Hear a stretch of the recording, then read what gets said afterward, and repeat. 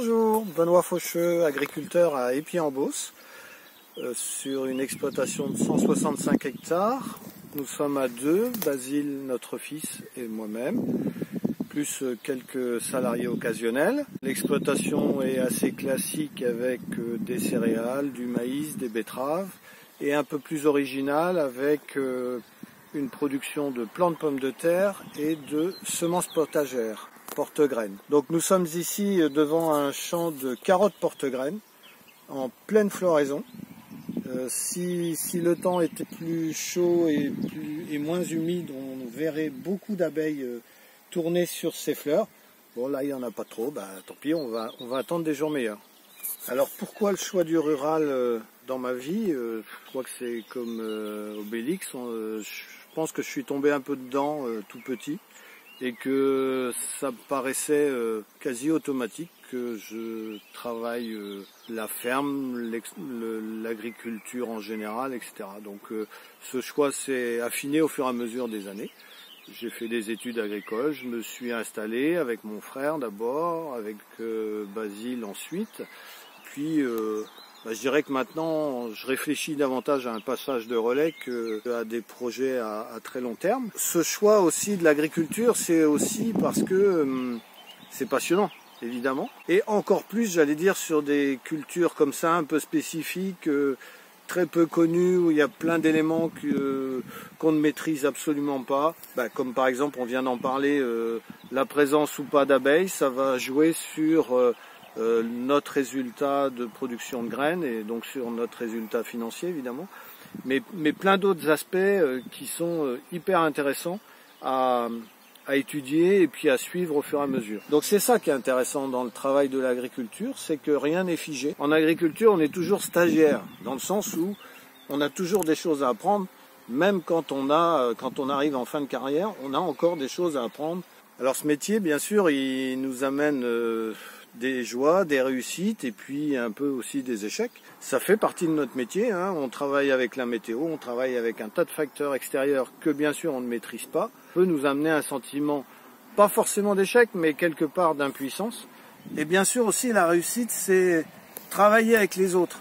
On travaille avec un apiculteur par exemple, on arrive à collaborer ensemble pour que lui trouve son compte avec le miel et puis que nous, les abeilles assurent la pollinisation de nos cultures en transportant le pollen d'une fleur sur l'autre et que du coup les fleurs de carottes soient fécondées pour produire une graine, ce que nous allons récolter. L'agriculture a beaucoup évolué depuis 40 ou 50 ans. Aujourd'hui, on est obligé de travailler en réseau, soit pour se prêter du matériel, acheter du matériel en commun, soit pour certaines opérations qui demandent beaucoup de travail, de main-d'œuvre, etc. Soit pour aussi se regrouper pour essayer de mieux vendre, pour essayer d'avancer, de faire des nouveaux investissements, faire des nouvelles cultures, des nouvelles pratiques. Et tout ça, c'est très motivant quand on ne le fait pas tout seul. Alors les grands défis de l'humanité, pour moi, ils sont de deux ordres. C'est d'abord nourrir une population mondiale qui augmente de jour en jour. On nous annonce 9 milliards d'individus à l'horizon 2050. Et le deuxième défi, c'est de respecter la nature, de faire en sorte que notre travail et nos comportements n'altèrent pas tout ce qu'on a pu hériter depuis X générations. On soit capable de transmettre aussi un outil qui soit sain, qui soit vivant, qui puisse se reproduire, j'allais dire, sans limite. Alors pour arriver à ça, c'est par exemple utiliser moins de produits phytosanitaires, utiliser des variétés ou des espèces qui résistent à différentes maladies, à différents facteurs climatiques comme la sécheresse par exemple, des choses comme ça. Mais ce qui est important aussi dans notre métier, c'est que l'alimentation, elle se raisonne à un niveau complètement mondial. Par exemple, on est ici devant une parcelle d'oignons porte-graines pour la semence, pour faire de la semence d'oignons. Ces semences, elles seront exportées partout dans le monde, hein, en Asie, en Inde, On a le droit de le regretter, on a le droit de se dire que c'est pas très bien, mais il y a quand même des pays qui systématiquement importent des vivres, enfin, en particulier des céréales, mais pas que, et qui les utilisent directement pour leur alimentation.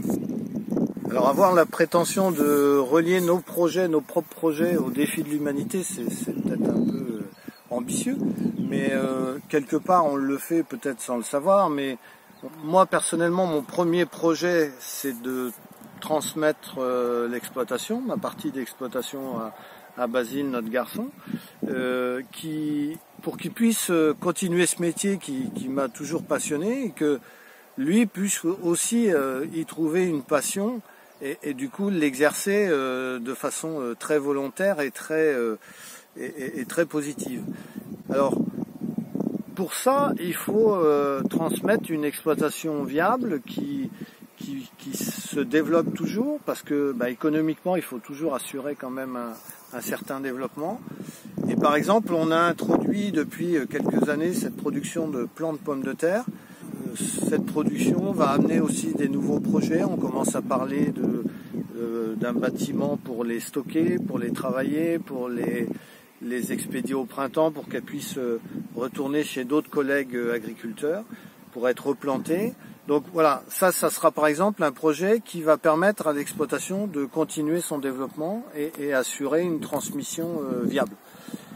Après, par rapport à ce que nous a dit le pape François dans son encyclique, ce qui est important, là aussi, on l'a déjà dit tout à l'heure, mais je crois que de le redire, c'est bien, c'est d'assurer aussi sur le long terme un projet qui écologiquement puisse tenir la route.